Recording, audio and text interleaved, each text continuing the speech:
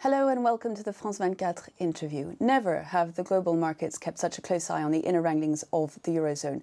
That's because what they need now is a bold statement from Eurozone leaders to show that the Eurozone can definitively put behind it the debt crisis. The trouble for Eurozone leaders, for the governments, is that they must also face their own electorates and their own parliaments. Well, one country that is at the centre of this dilemma is Finland. I have the pleasure today of welcoming its Foreign Minister Erkki Tuomioja. Thank you very much indeed for being with us.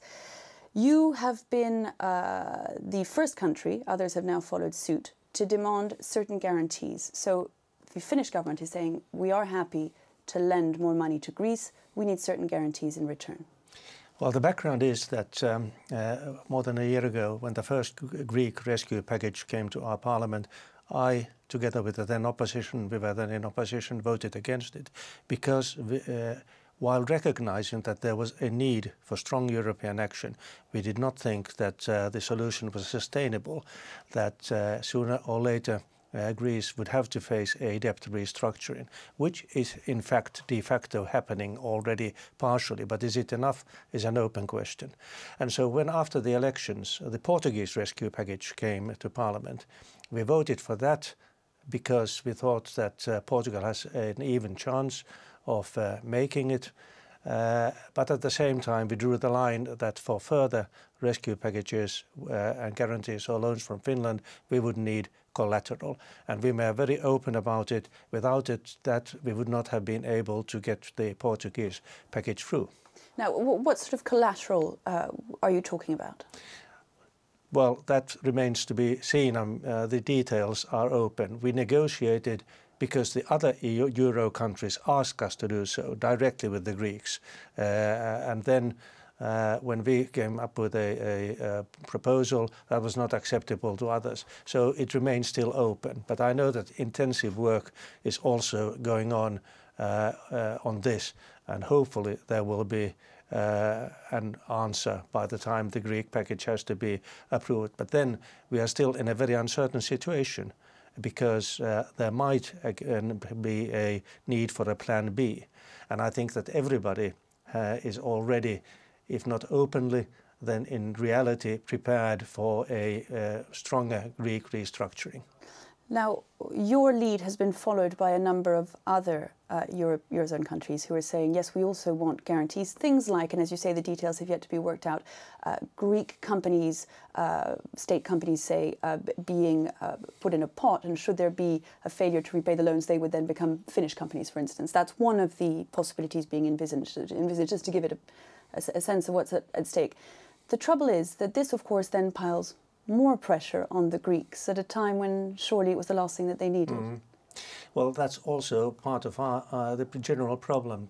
Forcing this kind of austerity in Greece will not actually help Greece out of the crisis. If you have a debt which is in the region of twice your GNP, how are you going to manage if you don't have any growth? If you are creating more unemployment by the austerity measures at the same time, because it's only through work that you can expect to pay your debts. So therefore, a debt restructuring seems to be part of the answer. And actually that was part of the Greek package already, which was approved in July.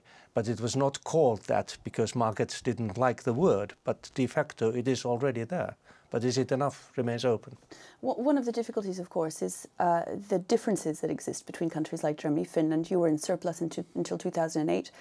Even today, you have figures that the rest of Europe could envy you. You have a deficit of 2.5%. Your public debt is a mere 48.4%. Dream figures for many other countries. The trouble is that to electorates like yours, selling the idea of bailing out countries that have been less fiscally responsible is a really difficult thing to do. But it's not only a question of bailing out countries. It is also a question, are we helping banks at the same time? Because, of course, those who have irresponsibly taken on such debt, which is unsustainable, have to pay a price for it. And the Greeks certainly are doing that. That cannot be denied. But also those banks and institutions who have recklessly lended and taken high risks should pay part of the risk involved. And that is what also has been very much in the center of discussions in Finland. Now, leaving aside the details, the spirit of the thing for a moment, the markets are waiting to see, and many have complained that Europe has been slow in providing a bold response, showing that it is on top of this, that it is going to definitively put this crisis behind it and fix it long term. Part of the problem is that countries like Finland are making it difficult to come up with a coordinated and bold response. We don't want to be difficult. I mean, and we will not want to prevent any of the others moving forward. If they think that this plan is workable, fine, that's all right with us. And we don't want to be difficult. But I think that we have also done a service to Europe because we have woken up some of the other national parliaments. We have a system in Finland whereby our parliament, through its European Affairs Committee, is informed in real time about everything that goes on in the council, and the government cannot commit itself without approval from this committee and the parliament, and that has been the case from the very beginning also with this crisis. But we now are saying that other parliaments who have been more or less disinterested or left out are also waking up. So this is also a question of the legitimacy of European decision making. We have also the European Central Bank, which is not responsible directly politically to anyone, but which has a huge responsibility and huge powers.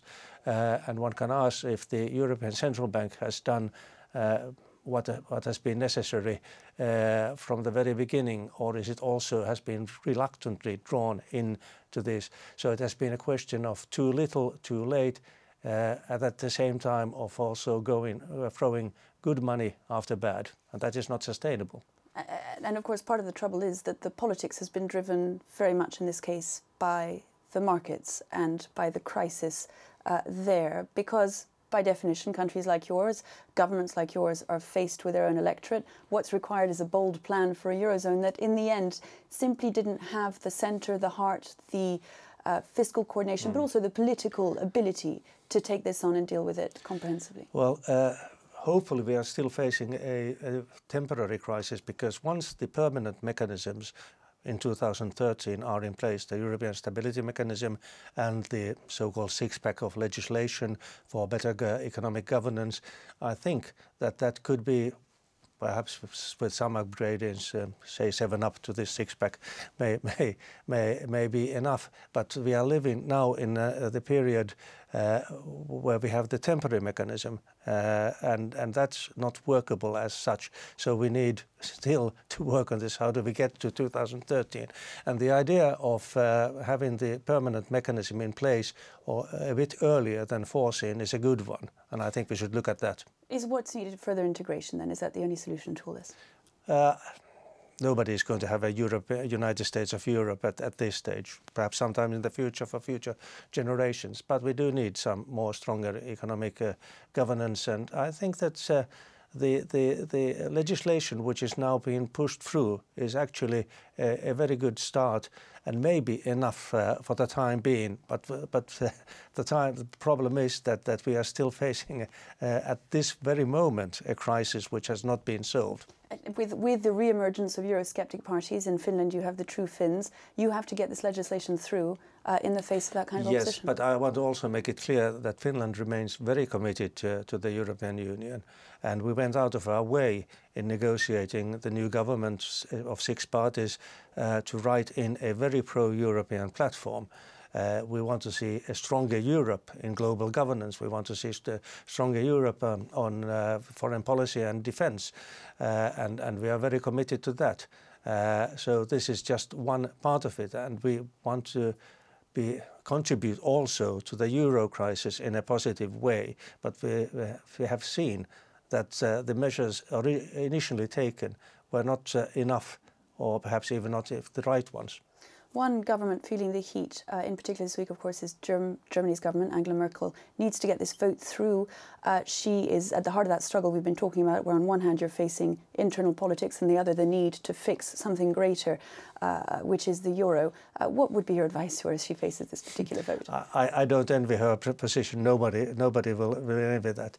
But at the same time, in Germany, they are facing an opposition which is perhaps much more committed to Europe than even the government is. So in that sense, the basis is slightly better because there is no at least open Euroscepticism in Germany. But that could change unless we find the right solution. So I mean, people's approval of Europe will be dependent on the results. Can we deliver? That's the question. Very briefly, do you share Angela Merkel's view that if the euro falls, Europe falls? That is, I think, a way of getting people focused on the crisis. I wouldn't go as far as to say that. Perhaps it would have been, but this is just wisdom after the fact, that we should have waited a few years more before introducing the euro, so as to have what we are now looking for in 2013 already in place before we started with the single currency. Erkki Tuomioja, thank you very much indeed for having been our guest on today's interview. That's all there's time for, I'm afraid. Today we'll meet again very soon for another interview here on France 24.